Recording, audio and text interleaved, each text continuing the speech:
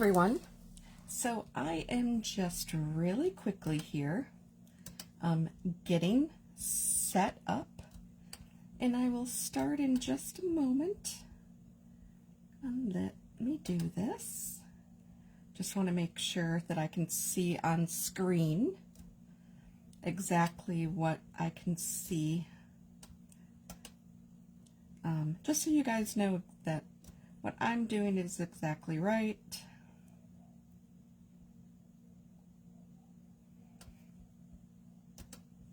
I'm just trying to refresh here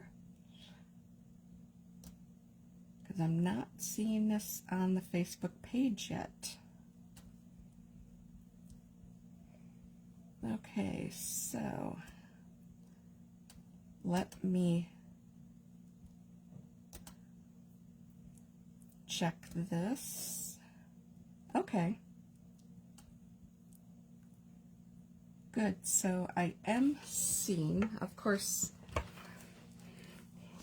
I just want to check the distance here. Okay, it doesn't seem that no matter what I'm doing. Okay, so that's going to give the most amount away. Can someone go ahead and just give me a thumbs up or something if you can hear me?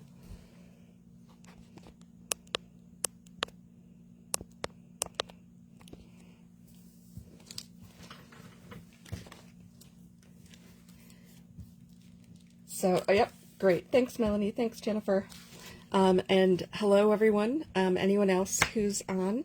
So this is my March 2025 Facebook Live video, and it is all about the Creative Memories punches and Border Maker cartridges, and some things that you can do using other brands, Martha Stewart, so on, that you might have in your collection as well. So, and I've got a little bit of a mess over on this side, but that is okay. So why don't I go ahead and get started here. I am going to first just kind of showcase. So not too long ago, White Capped Waves happened to be one of the decorative border punches. When they say decorative border punch, what that means is it's going to look something like this. It's going to have wings. Those wings are what you use to help you line it up, and it has options on both sides, specifically because of, so you can line it up left or right, so left-handed, right-handed, whichever way you prefer to put your paper in, you can go ahead and do it that way. So that's the decorative border punches. Then there are standalone punches. So those are going to look like this. They have no wings. They might be a little bit taller up here. There are some fatter ones and then some thinner ones. Every punch that they make will show on one of the sides the design of what it is. And just because somebody might be curious, I actually use a P-Touch label maker to actually go ahead and label everything that these are. So this is still in a box because I have not labeled it yet.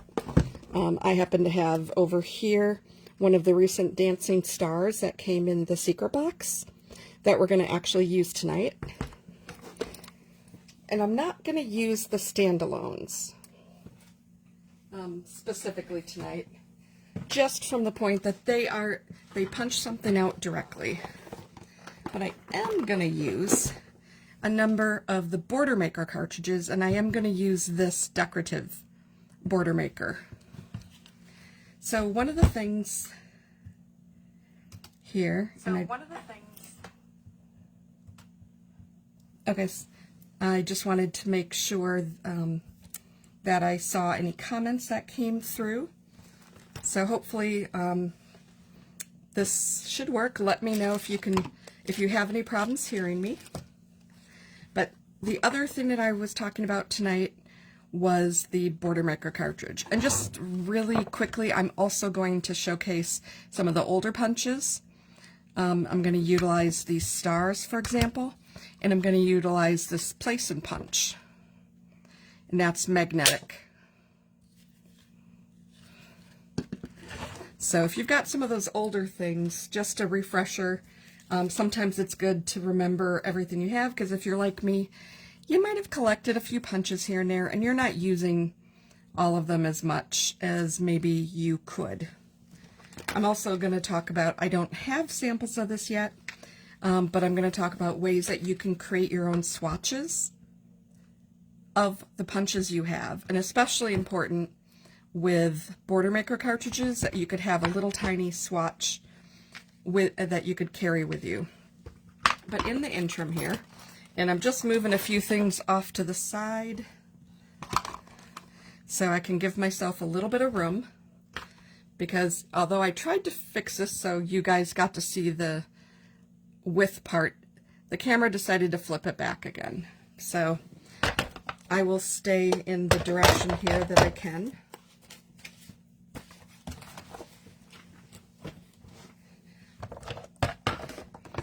Okay, so with the Border Maker cartridges, and I'm going to do a little bit of a zoom in on these.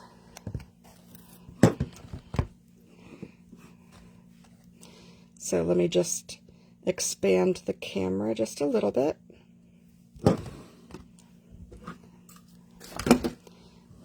Okay, so with these Border Maker cartridges, there are multiple types of cartridges, and depending where you are, I don't know if it's regional, kind of a regional dialect phrasing, or if it's just what folks have grown up with, but there's many ways to call the same type of item. And I'm not going to go through every single one of these possible names, because I don't think I even could get a full list of them. But just from a high level, there are Border Maker cartridges that will punch a chain out entirely. So what does that look like? Let me just grab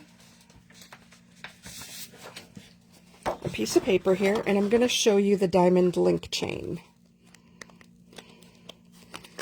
So most of these will have the name chain in them, and that is basically an indicator that it is that same shape over and over again, which all of them technically are, but it's punching out the item directly for you.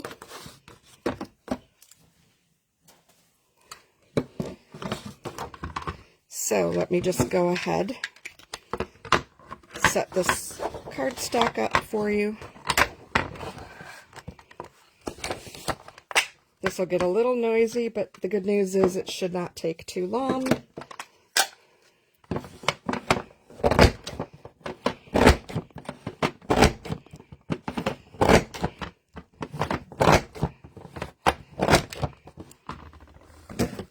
Okay, so as you can see here, it actually separated this piece from the paper. There's always this little edge at the top, and then there's all of these negatives, or sometimes these are called punch poops. There's cutouts. There's a bunch of ways that this can be called. So if you've actually heard of the leave behinds, the things that would have been part of this, or the sides, and you've heard it by a different name besides punch poop or leave behinds or negatives, go ahead and put that in chat, because it's always good to have kind of a running tally of what folks are calling it. So if I'm doing these, I can refer to it the same way you guys are used to it. So with this, you can see it completely separated it from the paper, and that's why it's a chain. So these are great for adding on top of things. We're actually going to use this in a little bit down the road, so I'm going to first get rid of this, because in this moment I don't actually need these. Sometimes the kind of leftovers, the negatives, are actually pretty useful. In this case, I would go ahead and get rid of it just from that standpoint. And I'm not seeing comments coming through. So if there are some, it may just mean my system's being a little buggy. So if you have asked a question and throughout this I don't actually get to answer it, I will come back afterwards and review any of the comments and respond. And if they do start showing up, I will let you know. Oh, and Melanie, scraps. Yep, that's a great another term. So yay, comments are working. That's always a good thing when technology works. So this was a good example of the chains, because I wanted to start with the foundation of what these are, because for those of you who might be card makers, you can use some of these on cards. Now, this would be just something that you would overlay onto the card, just like you might washi tape or, you know, a sentiment or paper. So this would just be an element that you would put on a card. But some of these actually are edges. And this one's a perfect one. They don't always refer to it. In fact, they generally don't refer to it as edge. This one actually does call it an edge.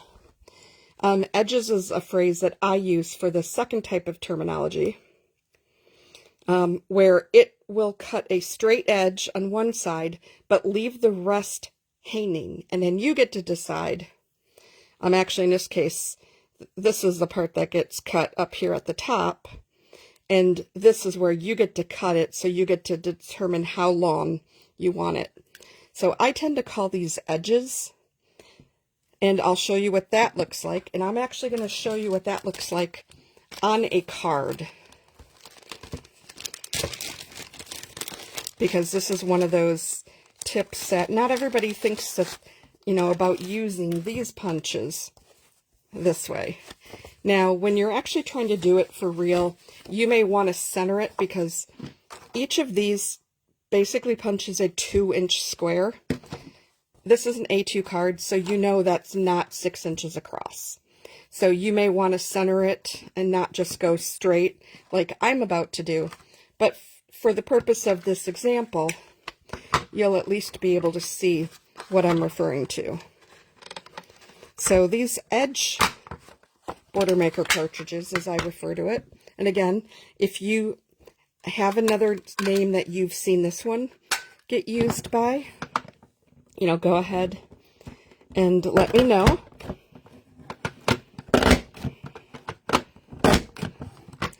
So this is what this one looks like. So again, it did cut a little strip out. It did cut that one spot off, but take a look at that, and how cute would that be? Adding that to the bottom, you know, of one of your cards. One of the interesting things about this as well, and I'm going to do this, you can do it with these style. It is a little bit harder because it does mean you need to bend your card. But I'll show you a little tip in a moment, but that's where these are going to come in handy. So again, this one typically I at least refer to, and I've seen it referred to mostly as edge type of border maker cartridges, where you could very easily do something like that. And then there's the standard type of border maker cartridge. And the standard one, I'm just going to pop this, you know, back in here again. And then this time I'm going to set aside the woven scallop, and I'm going to use the ribbon lace chain.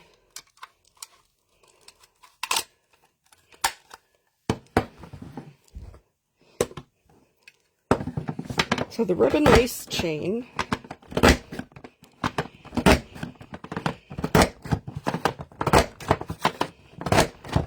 is kind of got, even though it is an edge, or not an edge, it is a chain because it is punching it out separately. The nice thing I like about this one is that it still has kind of more straighter edges on the side, similar to this other one that I'm just going to show, which was that from the secret box, of which I do have one available. So this was the Dancing Stars, and yes, it is a special teal color. It is not the normal black color. That is something specifically that they designed to do for this.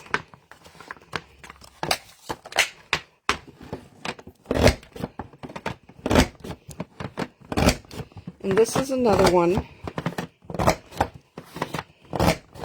you know, just like this, where you can still incorporate it on the bottom of a card. I'm just cleaning up those scraps because they collect so quickly when you start doing as many punches like this as possible. So how pretty is that one? And this you could easily see potentially being used in a way that I'm going to attempt right now. Because I did mention, and I'm going to jump into this in a minute, with the older punches, but I did already show here that you could use it on an edge. But say, and I'm just going to set these aside for a moment. Say you wanted to use one of these, but you actually wanted to use it not directly at the bottom, but maybe close to the bottom, or even up at the top. So now this here, I'm just going to show it this way for the moment. But you can actually, and I'm going to want to use this one. So you could bend this just slightly if you chose, but in the interim here, I'm just pressing down. And I wanted to add 2 stars in here. So now you've got these that you could actually use for something else if you wanted. But you could also, and this is the cool part, so this might be something, you know, if you're doing a vertical card, for example. Why might you want to do that? Because you might want to turn it into some type of little sprinkle card. Now, I don't do a lot of these shaker cards. I find that they are a little bit, they take a little longer because I don't do them that often. So I tend to be about speed and kind of efficiency and quickness versus trying to do something super pretty all the time. Maybe 10% of the cards I do or the layouts will actually be super fancy.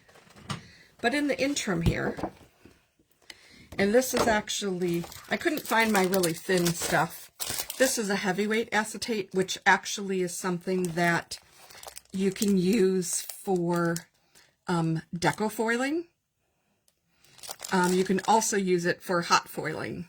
So you can actually emboss a heavyweight acetate. It has to be heavyweight.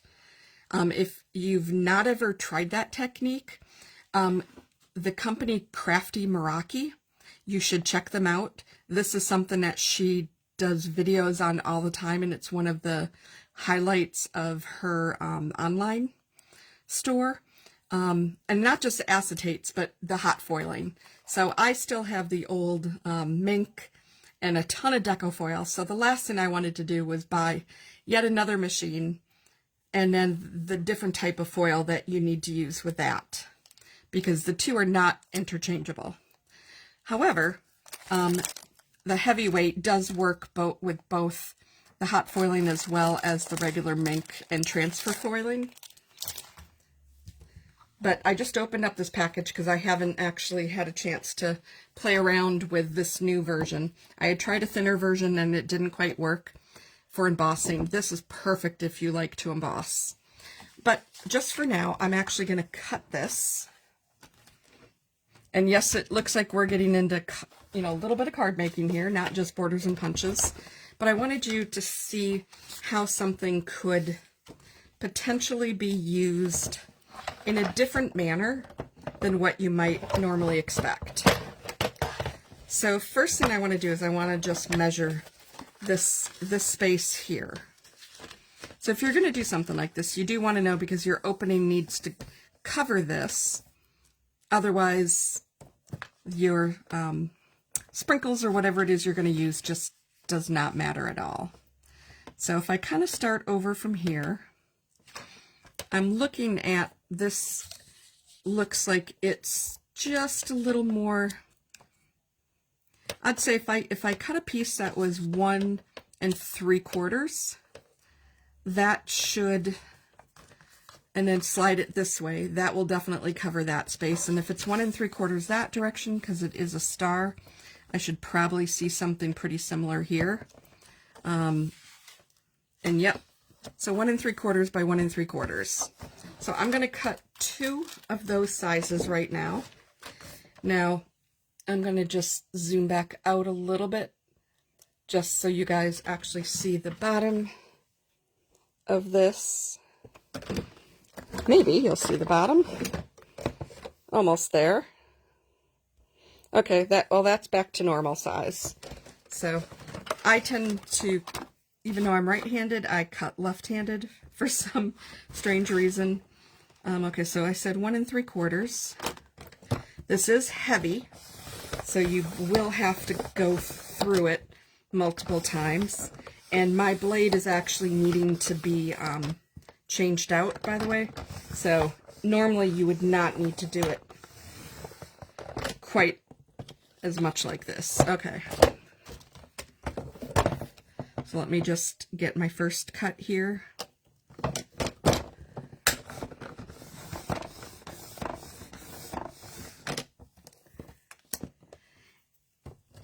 And actually, that's a good question, Amy.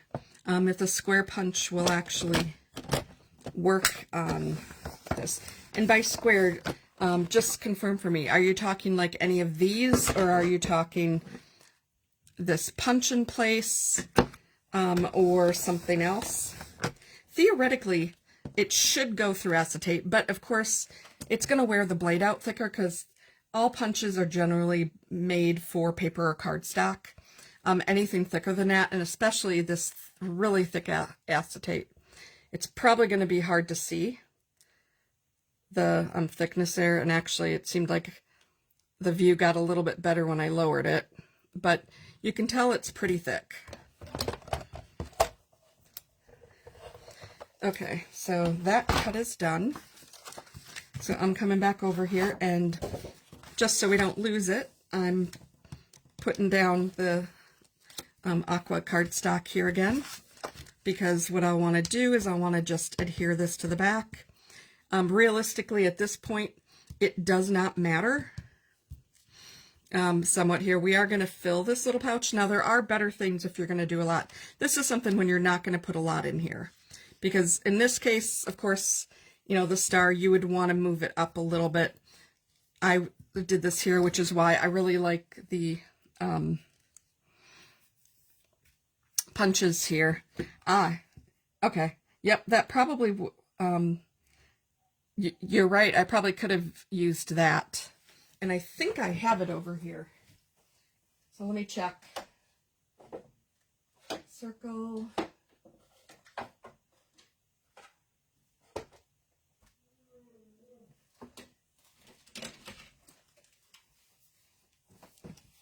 Yep, I've got the 1 7/5 square. So before I even continue with this, let me just check that for you, Amy. So here's the original one again. So this is what I love about these, is because I hadn't even thought of using this. Because when I look at this looks like it's a lot bigger. But if I hold this up, it's the exact size that I just cut. So really, really good call out there. So let's see, because it would be a lot easier to just do one of these.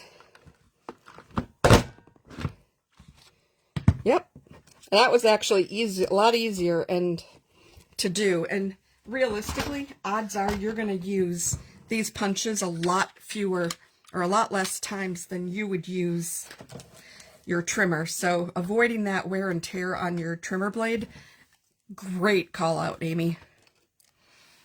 Okay, so I'm going to just go ahead and adhere this down, and we are going to put a colored plate over this, so I'm not too concerned with right now the fact, and now I'm just trying to find the thicker holder. Okay, everything I have right now is repositionable in front of me, because that's what I use 90% of the time, so just go with me on this. So for the moment here,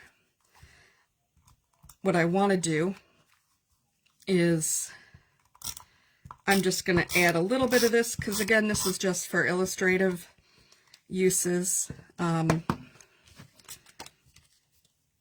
cut a little extra here so I can make sure that I have enough for two sides basically to be all the way over. And then I'll just have to take a little bit off. That's one thing nice about the repositionable here. Because it's little dots, I can just easily remove it. And then I'm going to do the bottom. Okay, come on.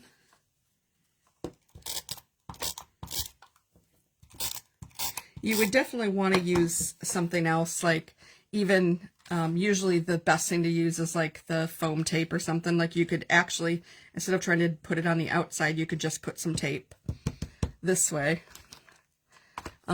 since we're going to cover this up anyway. But just for the intensive purposes, I just wanted to, you know, illustrate this. So momentarily here, I am going to set this down, and I'm just going to do the one because I think it's going to help, you know, give some idea here. Now, obviously, you may or may not be able to see it, but there is some extra adhesive up here. Yep, you can see some of it. So I'm just rubbing that off first. So what I did was I actually just put adhesive around 3 of the sides, leaving one side open.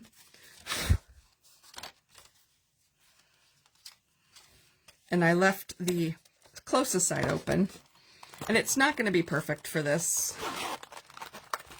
It would actually be better when I use this one, just to do the same thing with a different thing. So we have some stars here. So what might go good with some stars? Okay, let's show a little bit of color. Okay, I'm going to use a couple paw prints, because at least that's got some color to it, and you'll be able to see it.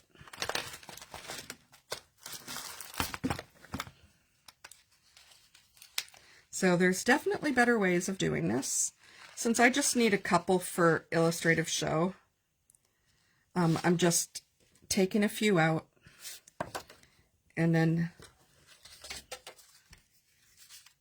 normally what happens is we are going to have, you know, another plate here as well, because the typical approach with doing the shaker cards is you have something that's a little bit more elevated on top, so the bubble ends up being on the top part. So at the moment, what I'm going to end up doing is using this just to kind of close that off. But because I didn't quite, I don't have a lot of those types of things, I just wanted to kind of showcase here what this could look like. And actually, you know what? I'm going to, since I started it this way, I am going to finish it this way. So give me 1 second. I'm going to dump these on here. This is always, I do have something that I use for these small things. Come on, one more. Whoops. That one tried to escape.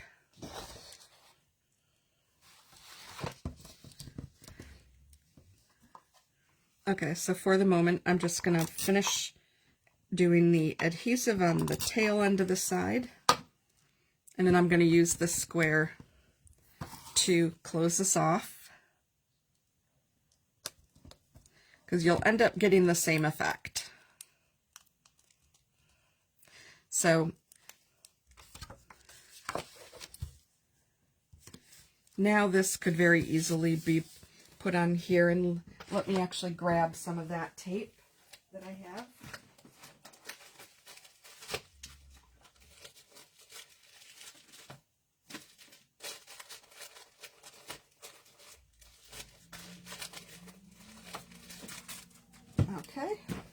Here's some super thin ones. Because again, this outer edge is going to get covered.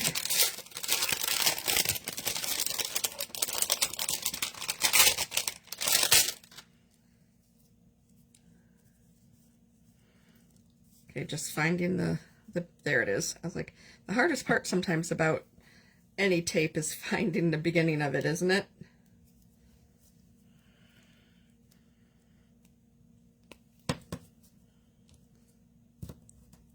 Okay.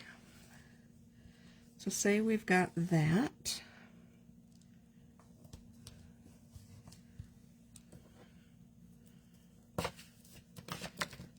And it's not going to be perfect, but it is illustrative. I know, put in the comments if you guys actually have ever done shaker cards, the homemade version, kind of like we're doing here. Or if you've ever, kind of bought the shaker kits themselves.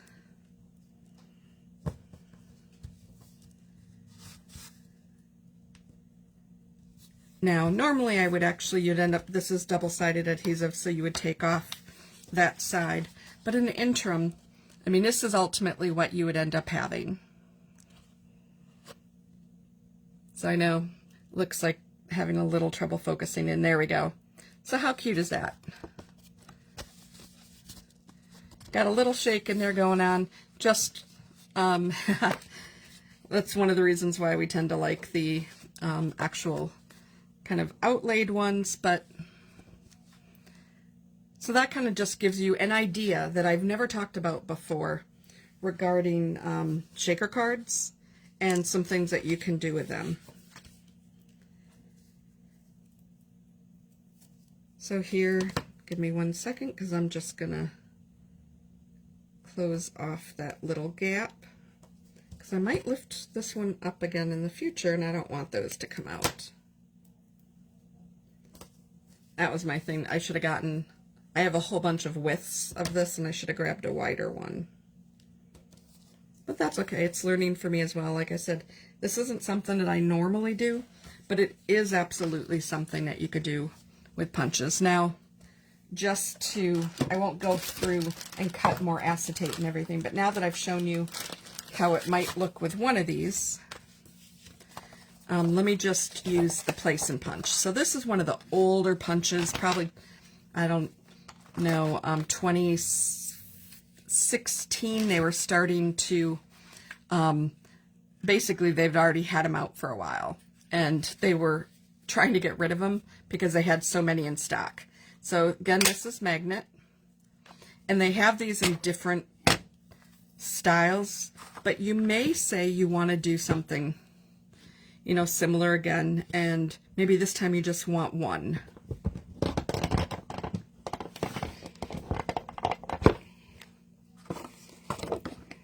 And actually, I forgot, you do need this.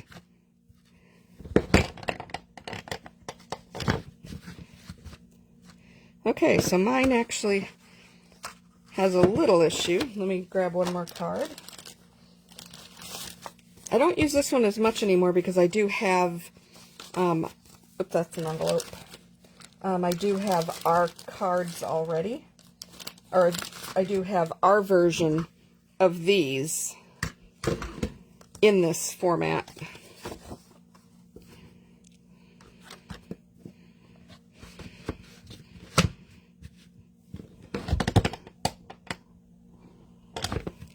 Okay, so what I'm going to do here is just make sure I've got this time before I pull it off.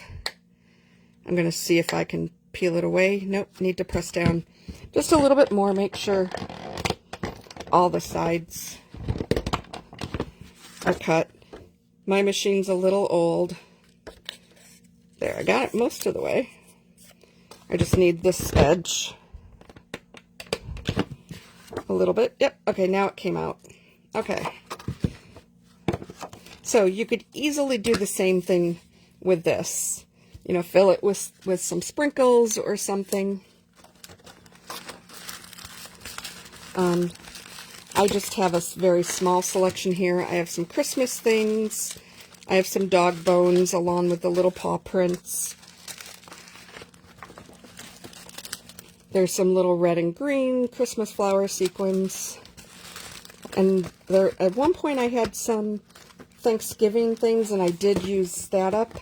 I typically only buy like one packet because, again, I don't do a lot of the shaker cards just because of the little bit of extra time that goes into them. But just imagine do the same thing here that we did with that shaker card, and then you can use this here. And you, as I did mention, you can actually, if you wanted, give a little crease to be able to place some of your other punches in there as well. So let me just put this back so I have some room to work with. Okay, square is going to go there. This guy's going here.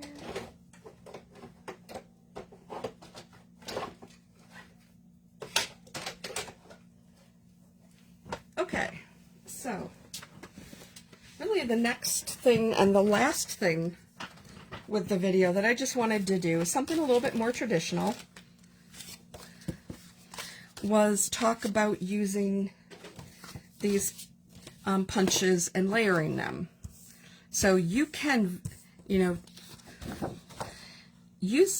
you have a layout, you can very easily do something like this with the sort of the regular Border Maker cartridges that will put something on the edge. And then when you either slide this in or you include this, put this on a page, your white's going to come through. But you could also, just saying, maybe you have a different color. I ended up grabbing two by mistake, but that's okay. So maybe you have a different color here. And so can you see how those two complementary colors looks really nice together? And all you'd have to do, you don't have to, if you don't want a lot of thickness, all you'd have to do is just a little bit longer than the width of this, is just cut a strip and just adhere it to the back. And then it's barely adding any extra to it. You could also, if you chose, this is sort of some of the other options you have. You can, now this has already been sliced into because I have done another border on this side from it. And I did, so I did that border and I did this border. Just for completion, when we talked about these, because you could very easily, put one of these on the bottom if you wanted, or on the top, or do it on, if you're doing a vertical card, you could put something like that and adhere it, for a little bit of color. Same type of thing. But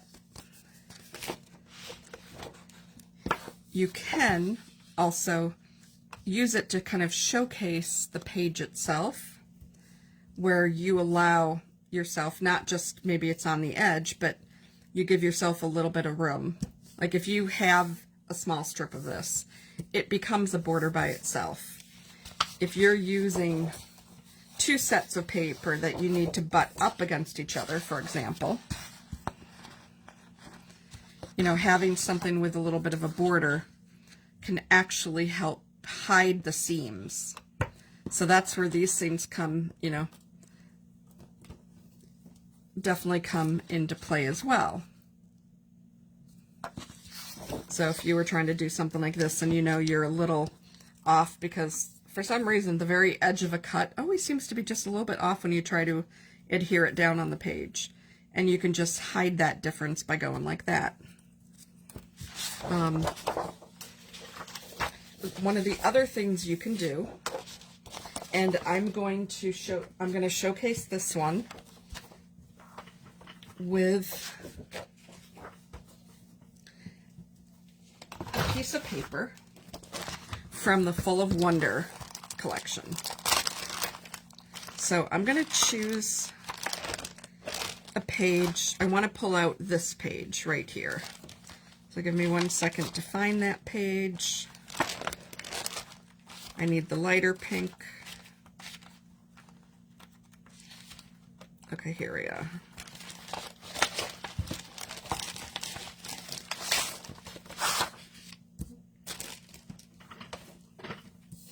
So one of the nice things, remember, and it's not just ours, but we typically have the paper where one side will complement the other side. So again, and it's sort of a little bit of the fold over as technique as well, but you could put, and for this is where where did I put it? Okay, here we go. I'm going to use the Garden Ruffle Border Maker, decorative border punch. So then I can also show you guys how this works as well. So if you remember, I did say this is specifically designed because it has 2 wings on it. And I'm just going to bring this back, blow it up a little bit just to get a little bit closer here. So if you're right-handed or left-handed, you can go either direction. My personal preference, it's the only way I know how.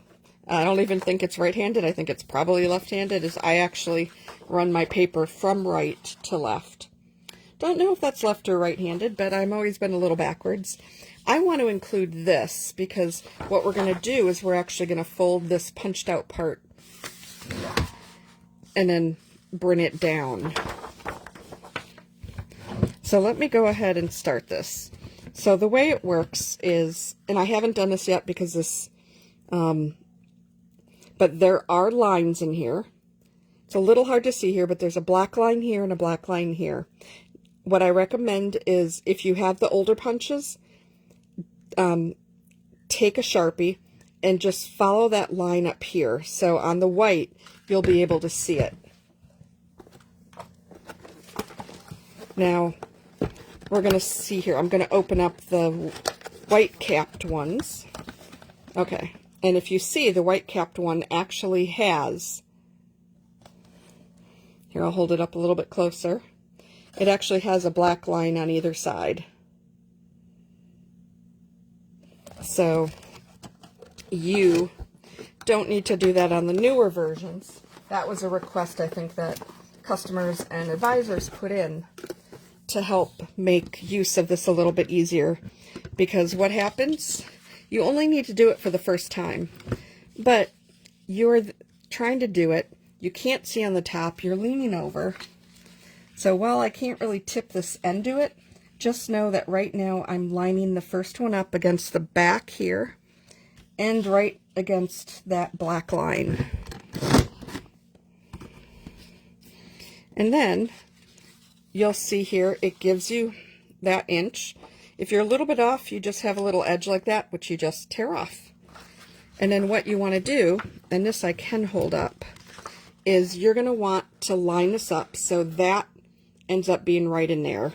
But again, you want to put it against the back all the way.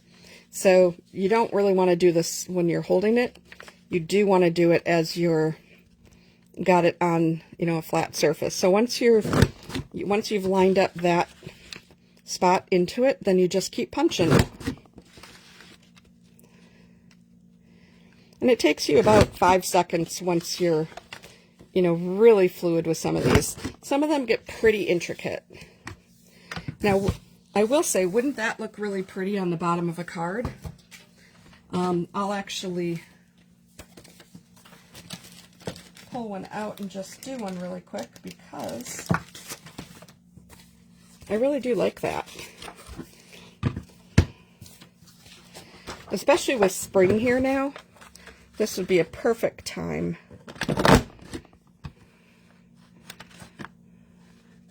Let me just tear that part off again, line this up.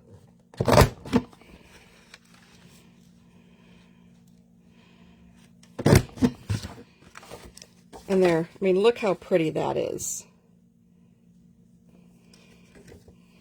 That would be gorgeous. And I actually have done this as well. So I know I'm digressing. But I'm going to punch one more in this darker teal.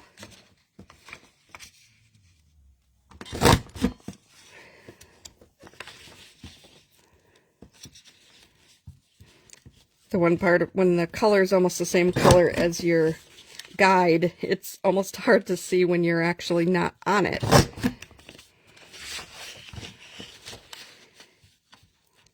See, this is what you'll end up having left. Now, just as a note, you can then put something else in here. And that's something I'm going to show with the border maker system. It's more used that way, because you can turn paper and flip paper around and do a whole bunch of cool things. Okay, so I'm just going to grab my trimmer again. And let me put, I'm gonna set the acetate away for a moment. And I'll set the border maker cartridge back over here. So just let me grab the trimmer. I'm just going to trim this up a little bit. The card originally, just because it is an A2, it is at 4 1/4. I don't need 4 1/4 anymore in this case. So what I do really need is 4. But I don't really want a full 4, but that's okay. The 4 goes to the edge, which is what I was doing here. So 4 will go to here, but because I already have this cut, it should mirror exactly.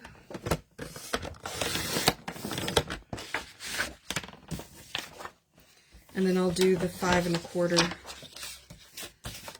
We'll just confirm, is that 5 1/2? That's 5 1/2. So we'll just do a 5 1/2 this way.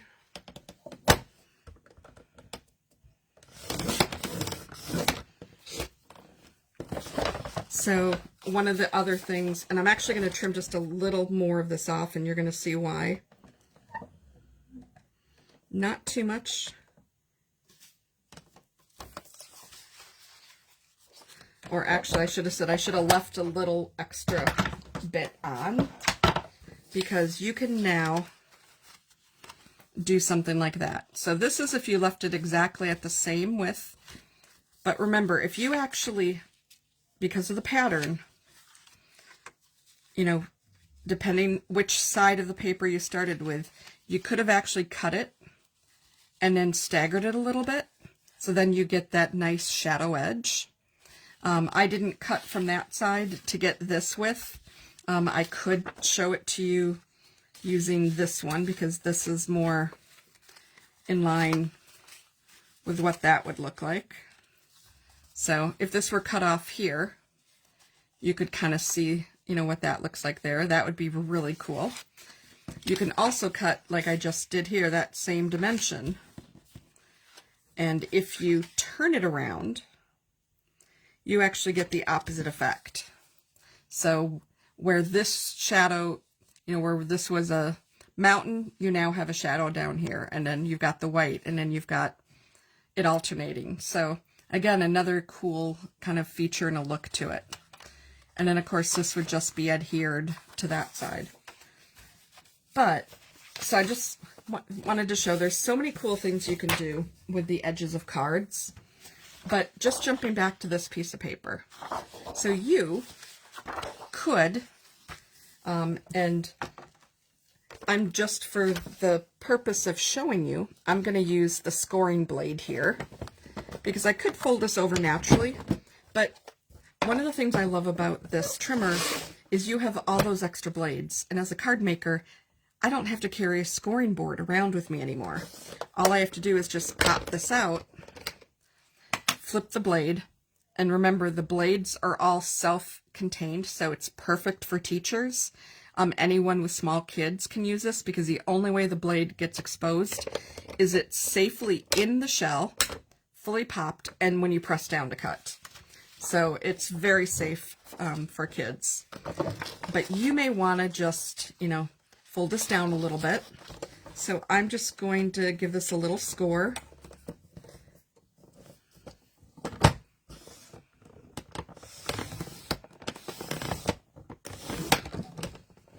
And then that gives me, on this side, you might be able to just see a small faint score line. And then here's the fold. And then it'll guarantee that I'm going to get the exact right dimension. Otherwise, you can eyeball it. You know, most of the time I've done that before I had this because I hated carrying a scoreboard around. But look at that. So you could easily, you know, use these punches on the edge of a paper like that. Again, not to bring this in, because I wouldn't necessarily do this, but I just wanted to show you, you have something like that, or maybe this is going to go on the, actually on the edge of something like this. So using them as borders, using them as, you know, the edges of things, or just straight up using it alone by itself. I mean, it's so pretty. So many different things, and I love this paper because this has, especially when you just, you know, some may look at it and go, ew, the whole thing's a little, you know, it's watercolor, and that's not everybody's thing. But just getting this little tiny taste of color can be, you know, a perfect way to use, you know, something like that. So now I'm just going to jump back into this, and I'm going to grab a different piece of paper here. So let me grab, I thought I saw a teal in here. Yep, I did. So kind of the greens. I think this is the one I want. Nope, not the one I want. This is the one.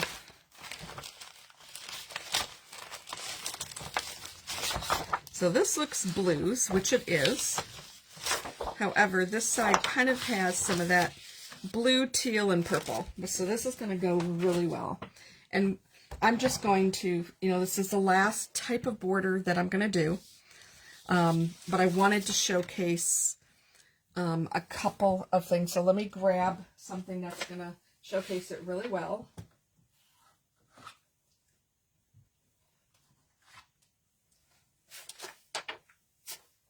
As I'm stepping on paper all over the place here.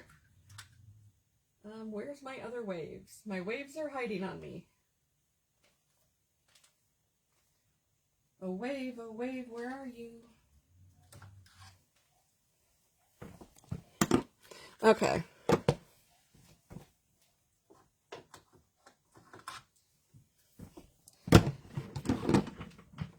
So I'm just gonna cut out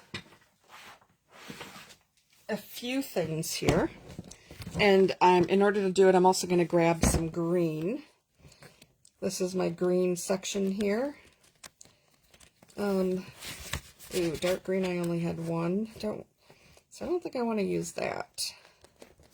Okay, let me use Kelly green.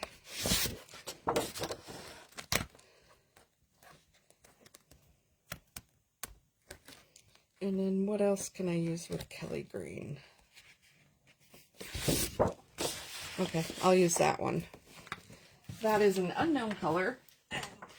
It's the last one I have, so it'll be perfect.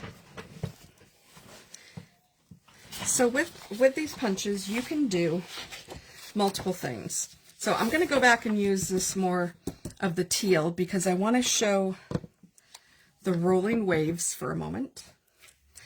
With some of these that have a design like this does, where the waves are going in one direction. And I know it does not want to zoom in really nicely. And let's just see here. Okay, there we go. So the waves, when you use it, are all facing one direction. But you have to remember that you can turn your paper. You do not need to keep this going the same direction.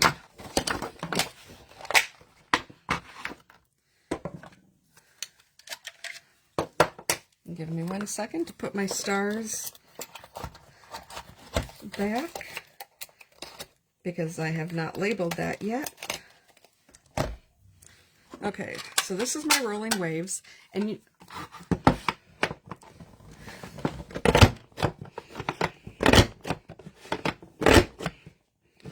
so here you can go ahead and do the same direction. But what would happen, and I'm just showing you this to show you, if I flipped the paper around,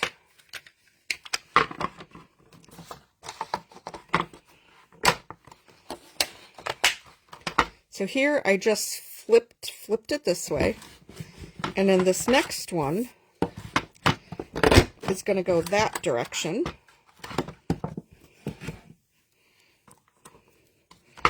And then I flip it again. So if you alternate and you do spot 1, 3, and 5, and then 2, 4, and 6 in the same direction, oops,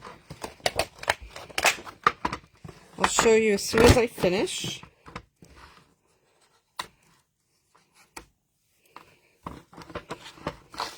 It looks like that one I kind of lined up the paper wrong, so that is my fault.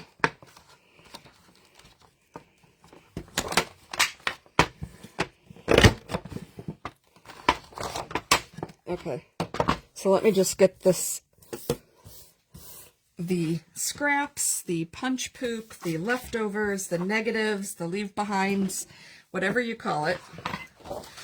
Take a look at what this does. So we originally, just starting left to right, we originally did 3 of them in a row here because I got a little over punch zealous, and that would be fine. But then here we flipped.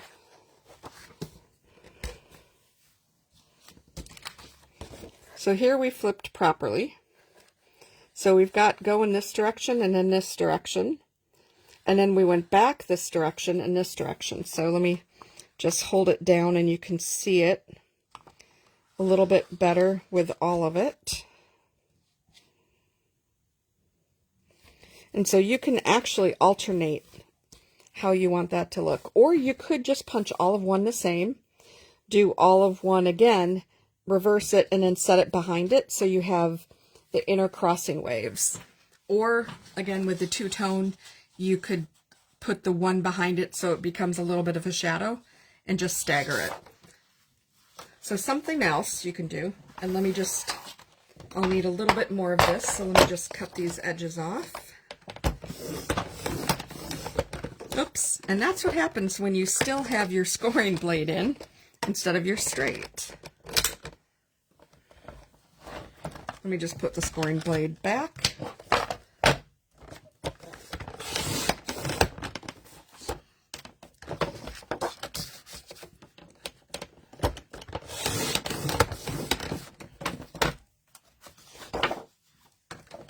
Okay, so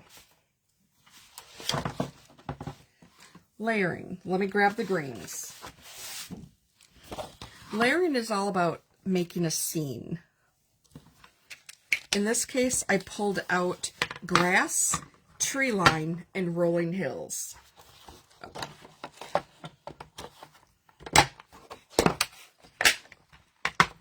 So grass really wouldn't help to do the technique that I just shared, but the rolling hills would, because as you can see, it actually starts in one side and then goes down. And the tree line also for the same purpose, same reason. But this time around, I'm just going to punch a straight set because we're just going to layer them behind each other, because realistically that's what you would do. Now in last month's video, I already went through and showcased and I'm trying to find it right now. I think I put it away already. But if you saw the video and you remember all these wonderful, like, the pink hearts, and I actually created a border strip. Oh, here it is. That's right, because we ended up putting it on. I created 2 strips. So this is a single strip here. This width is one single strip using 2 punches, and then layering different paper together and putting a single little 1/2 inch scrap in the middle. I'm not going to repeat how to do this kind of thing because you can go back and take a look at that video. Here's just another way. I just had a 1 inch strip here, and what was that? Actually, was that 1 inch or was that, let me see. That looks a little bigger than an inch. That was a nope, that was a 1 inch. And then just above a 1/2 inch. And then you add that on the bottom of it. And it really, you know, kind of added its own extra little piece and little dimension to the page. So last month's Facebook Live video showed those kind of borders. And the one thing I will say is that's what you use these strips for, is you need a base page, you need something that you can put the punches on both sides. And there is one thing I am going to cut just because I wanted to showcase this separately, so I'm going to pull that one out. But just for now, I'm going to do the tree line.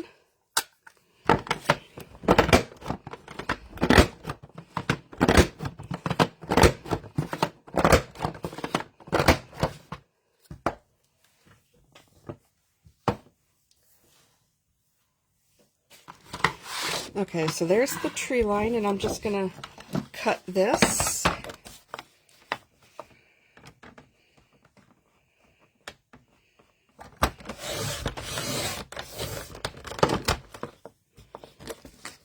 So there's my tree line strip. Then with this other green, I'm going to do some grass.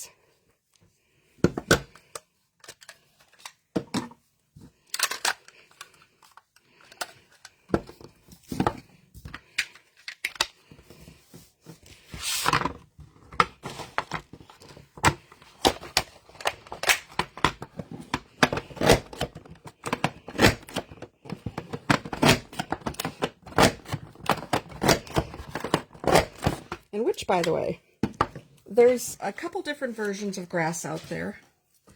This one could also be used upside down, and so could one of the other versions, for teeth. So if you cut it just a little bit up here, it's like a strip of molars.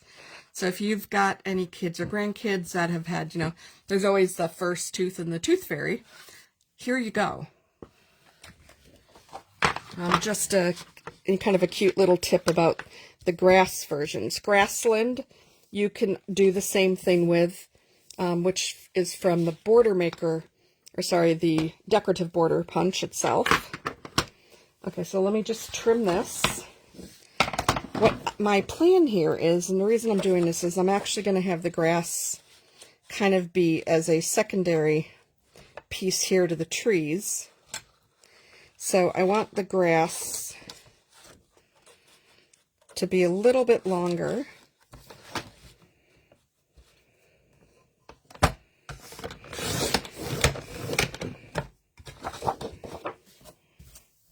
And then I realized I need a dark green for some rolling hills.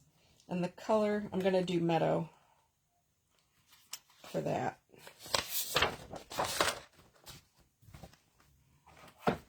So I might have used the wrong colors here.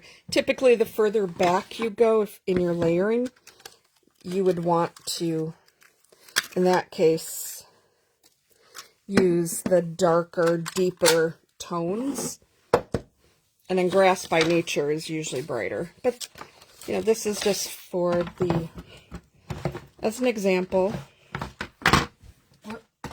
There we go.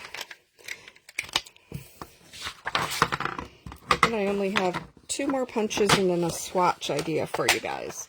So, should be done here in the next 5-6 minutes or so.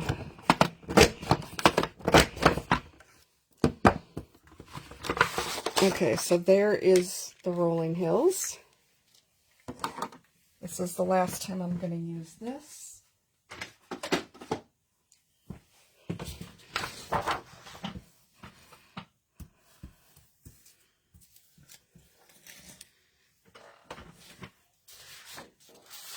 Okay, so all I got to do is just cut this out again.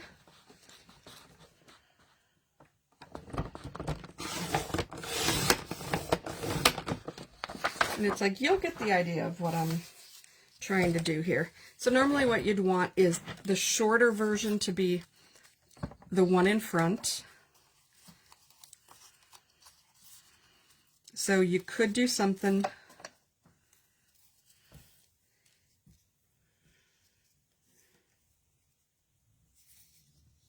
and I'm holding it just to give you this idea. So you could very, very easily just cut out 3 things like this and take a look at that. Like I said, I think I did the coloring wrong because this would normally be the background, not the other green, but it gives you that multi-layer, super thin, because we're only talking a couple of inches here, look and feel. So what some folks will do is they will punch out, like grasses, you know, you could have a couple colors of green maybe. If you have trees, do a couple shades. And then if you've got multiple ones, or your waves, do a couple light, couple dark. If you have your hearts, you know, you've got some of those, do them in different colors. If you've got the camera flash one, you know, do it in a couple colors and just have it, you know, sitting in whatever you might keep your 12 by 12s in. And you'd be able to then just grab what you need and then start layering. Okay, so just the last 2 things I was going to share. I am going to go back to this one, and I'm going to use these 2 colors again. And I'm just going to punch out something, and I wanted to remind you that you do not need to use the punch the way it's designed. You can edit it sort of on the fly. So this is the doily punch. This is a decorative border punch. It is not a border cartridge. It's the decorative border punch. So I'm going to create a full punch here.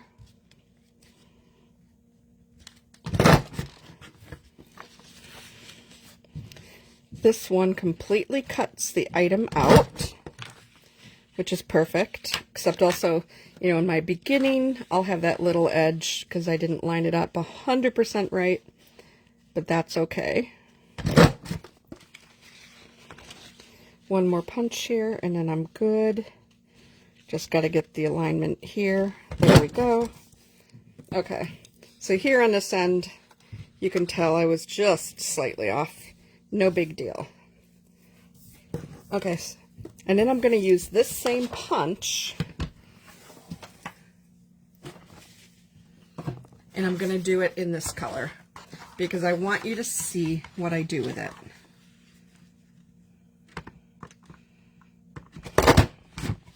So let me just go ahead and get this punched through.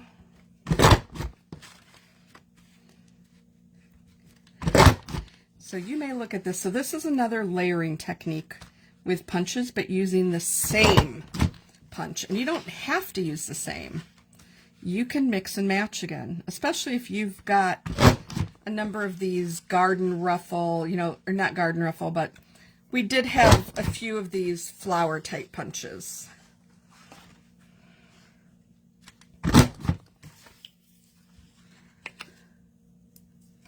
Okay. So, here I've got these 2. And for this, I'm just going to zoom in just a little bit again, because I want you to make sure that you see this really well. So, right now, if I used this like this, you're not going to be able to do anything. So, obviously, we already talked about that you can offset it just slightly and get that shadow effect. That's really pretty. You can do that with any punch. Some work better than others. For example, the dancing stars, it would not work, I don't think, very well because it's not this type of pattern. However, that's not what I wanted to talk about. if you want to extend this, this is what I'm actually talking about. I am going to cut this one in half. And to do that, I'm just, whoopsie, I'm going to make some noise. I'm going to grab some washi tape to just help me hold this in place. So I want it in the kind of the midpoint here. Okay, so I'm going to put some washi tape right there. And then I'm going to put some washi tape on both ends as well, because I do want to hold that in place. The blade will cut right through the washi tape, and then you just take it off when you're done. Okay, so this somehow managed to get a little off kilter. So let me just pick the second one up, realign it.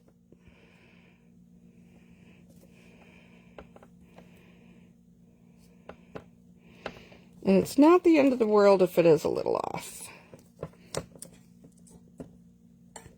But that's one of the nice things here about being able to, you know, kind of fix it a little bit.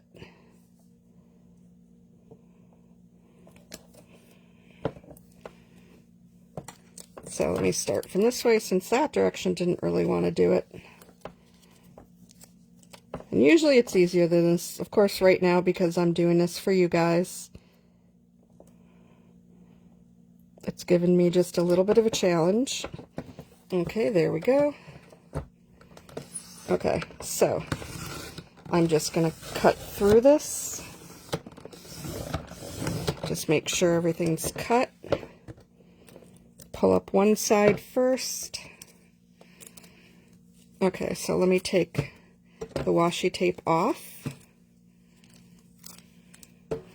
And there's a reason that I cut through this.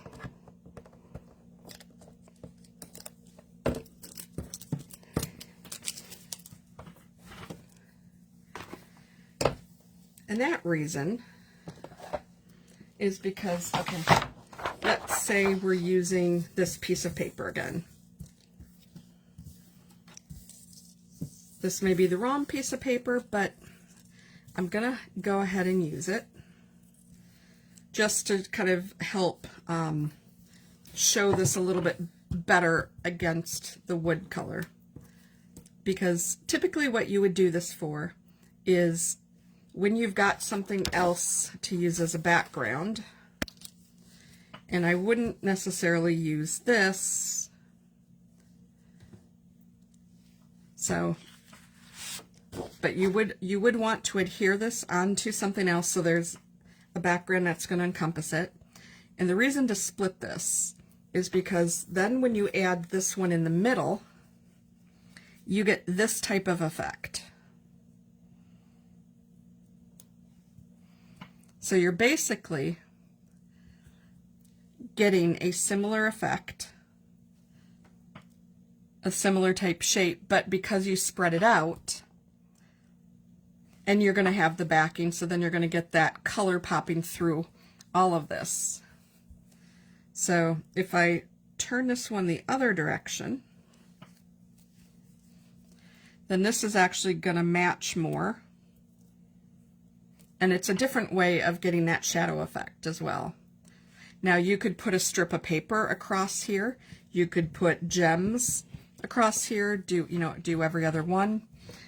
You could also, instead of going this direction, you could, if you chose, you'd cut this off a little bit and then put this down here, stagger it and do something like that. You can flip one of these. Whoop, wrong type of flip. So you could actually have them both going the same direction if you chose. And especially if you end up doing something where you're sort of doing that kind of, zigzag. So you, depending on your shape, you can play around with this and have a whole bunch of fun with it. And things just from that standpoint, things like the woven scallop, you can also do something very similar by starting out. And each one of these has its own width that makes it perfect. So you can put this on one side, cut a strip of paper 3 inches or 2.5 or 2 1/4 or 2 3/4. You kind of have to play around with it. And then put this on the other side there, and then you can go ahead and add anything you want in the middle of it. Or if you get this close enough, you will actually have these two sides next to each other. So that is it for the demos of the punches, how to layer them, using them, etc. What I did just want to mention, kind of as the end result here, was what you can do, and I'm just kind of pulling out everything that I've shown here, as the beginning.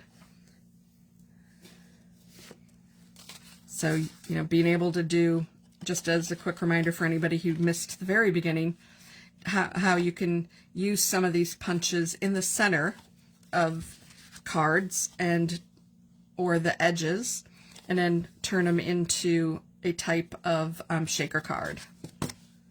So this one wasn't exactly how I would do it, but it was a good example of how it could look, and I didn't finish this part off down here, but that's okay. So the last thing I just wanted to talk about was what you could do to make a record of these punches that you have.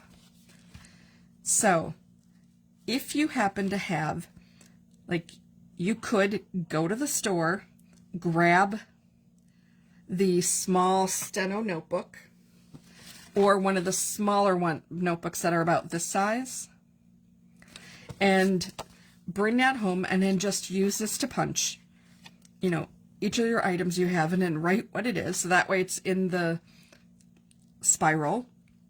You can just flip through. You could, if you have one of these old pastel, maybe you've got some colors that you really hate, or your thing is almost done, but it still has this binding on it, you could punch in the bottom of these and do the same exact thing. You could, if maybe you've got a really, really thin one, punch something out directly and cut it. So maybe you only need a 3-inch.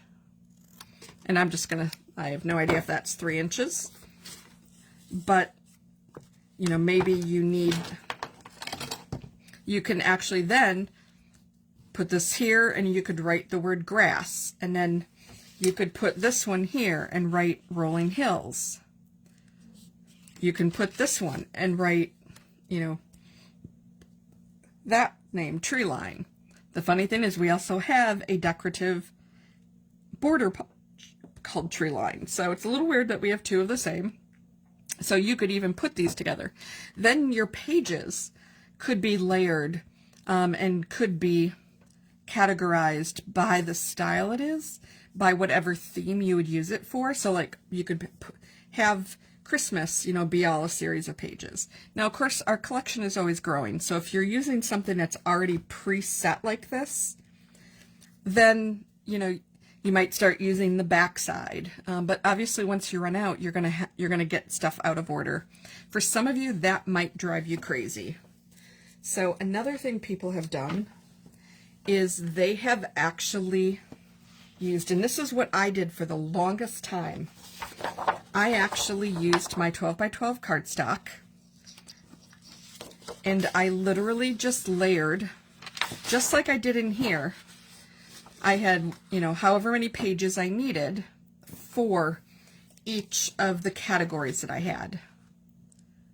And so then I just had these in a flip chart, and then I could very easily just reorder that flip chart. The other thing you can do is, if you use a smaller cut, maybe you just want 2 inches, you can actually adhere this to, a number of squares, and then use a one of your hole punches to just punch a hole in the center and put it on a carabiner type, you know, the 3-ring, I forget what they're called, but the little rings where you can flip through them.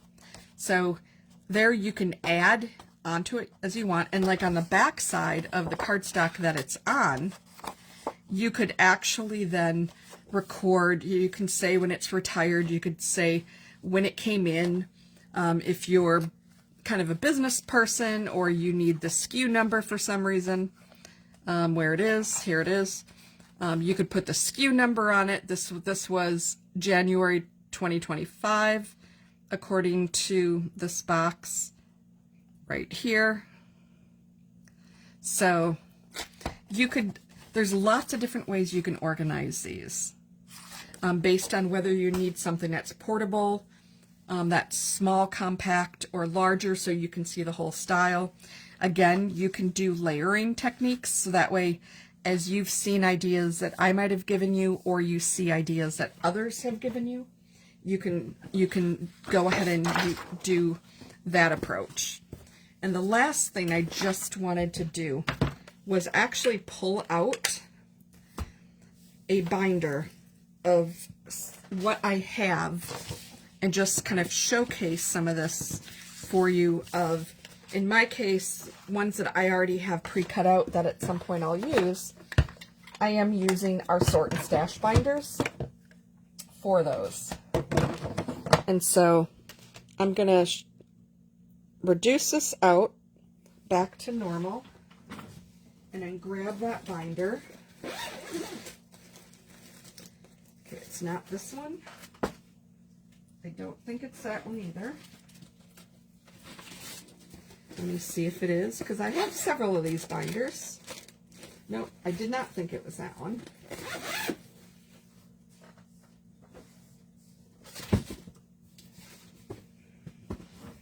It must be this one right here. So this is the newer one. And it's really hard to see everything in here. So I'm just going to try to, you know, pull this a little bit. So a lot of this I've bought from other people who've created it. So I just have here the exact one that I showed you, the doily, that I really liked this color. And I had other colors in here, I just haven't used them yet. But the other colors I have used. And then here's some that other people have created or that came from the National Scrapbooking Day ideas. Here's some, again, that, you know, that I had punched out and created for other things. And so just, you know, the same type of stuff.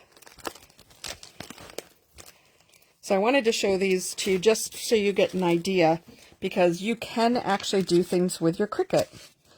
This one, by the way, I did buy from, I believe it was Dawn Dimmick, who's known as the Border Maker. She's got over 8,000 of these that she has made and sells.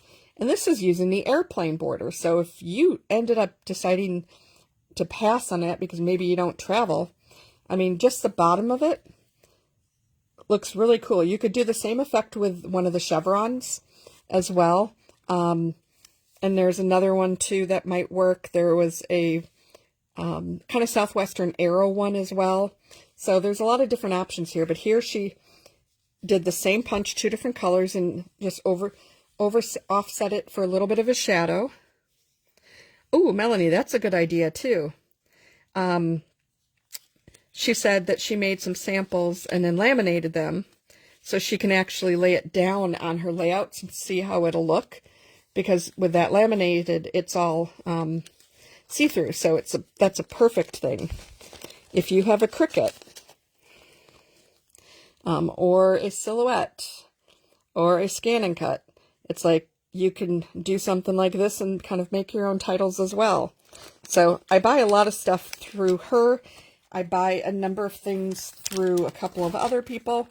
This is something that I was talking about right at the end here, where you could make your page wide enough. This is actually one piece of paper This is not 2 pieces of paper. I just laid a black piece over it. But, you know, we've got our next holiday coming up. Isn't really till May, and then we've got July 4th. So overlaying, you know, with different colors. And this was, I believe, the fetid fence with wildflowers. And I actually made this one for you guys and sold some of them to you back a couple Decembers ago with the, I think it was the lamppost. What was the name of that one? As I'm like, it's one of my favorites. And of course now I'm looking for it because it's going to drive me nuts, but that's okay. And then I used 3 different colors on that one. And then here's actually a finished example of what I just made for you, showing you how to cut one in half. So the yellow was actually cut in half. There is the bottom of it, has the longer piece. And then I did a thin bronze piece in the middle. And then I cut this one in half. And then the green is intact. And then I did the gems. So, I mean, lots and lots and lots of different options. Even like last time I showed if you've got paper, or you can put strips of paper together and then use a punch. So this is the dime punch. And then the decorative trimmer, which is real fun. You can actually braid these colors together and actually weave them together, which is very cool. And then this is some of the things that I've done with the Devil Mountains and then the tree line punch. So just a whole, you know, just a whole lot of options. Debbie Martin, who is a northeast Indiana advisor right over the border, just south of Chicago in Indiana. So she draws a lot of crowd, a lot of folks, you know, from kind of my area as well. And I'm actually going to her advisor training next week that she has, or next weekend, that she runs once a year. And there's always somebody from Creative Memories home office, either there in person or in a call, going through some stuff with us.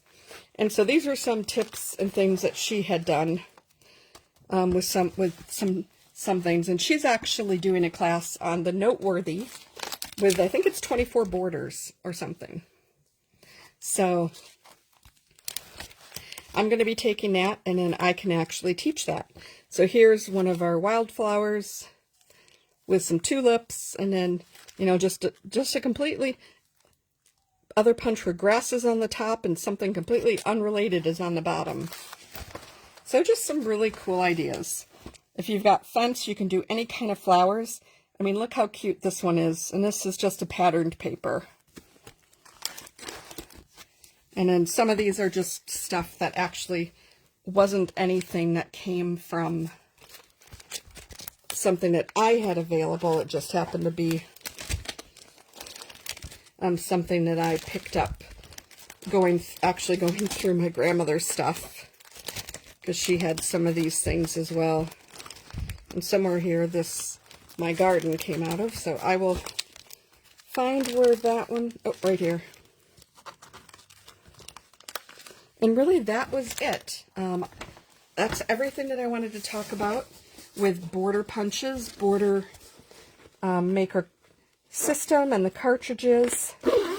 I do have a number of cartridges available.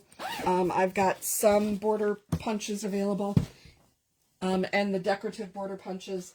Again, this particular video, I did not really talk about these style of punches other than just identifying them at the beginning, because they are things that you would layer on top of something else. They themselves are not bottom layers necessarily.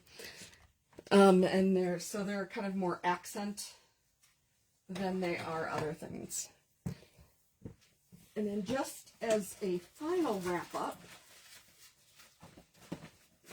I just want to remind you all, and I'm grabbing my little calendar here. So far I've run these on a Why don't I have this on here? Oh, okay, I do. I've been running these Facebook Lives on Sunday. April is no different. April's is actually going to be Sunday, April 6th. And I would have to look up and see what the topic is, but it is listed in the featured section for you guys. And then at the end of April, for those who are local to Chicagoland, just a reminder, I do have 2 classes on Sunday, April 27th. They are in person at my house. The first one is at 11 a.m. It is using the simple page kits and trio card kits. It is what is technically labeled a beginner class. So I do ask, there is still room. If you know somebody that is not as experienced or just interested in learning a little bit about this, I would love to have you and them there. The purpose of that class is twofold. So I could really use your assistance in getting some, even a single beginner there. So one of the things Creative Memories is doing, and I'm just going to, come out and share this with you, they are doing a challenge for us that if we hold a beginner's class, post a photo of that class, and people will get a chance to vote on it, and the winners will end up, there'll be multiple winners, if I remember correct, and the winners will get $5,000 to be donated to a charity of their choice.